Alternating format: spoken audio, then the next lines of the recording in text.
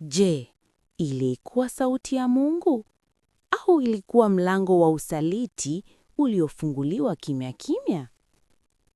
Majira ya jioni, wakati Amani yupo nyumbani na mkewe akiwa haelewi wapi aanzie, ukimya ulizungumza zaidi ya maneno. Ndipo Amani akaamua kumwambia mkewe kwa kuamini maelekezo ya Sheikh Madaraka bila kusita. Akamwambia mkewe, tuachane, na kuanzia sasa mimi sio mumeo. Bi Baloani alilia kimya, machozi yakimwagika na kuleta maswali ambayo hayakuwa na majibu.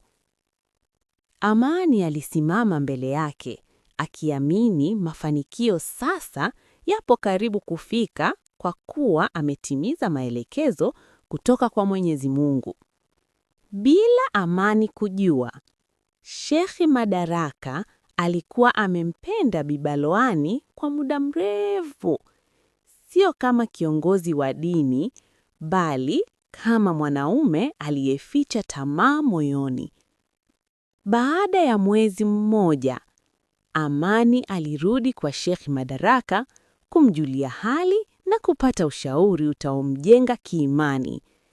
Ila alipofika kwa Sheikh kabla hajabisha hodi, ghafla alimuona mlango ukifunguliwa na aliyetoka ndani alikuwa ni mke wake wa zamani, Bi Baloani.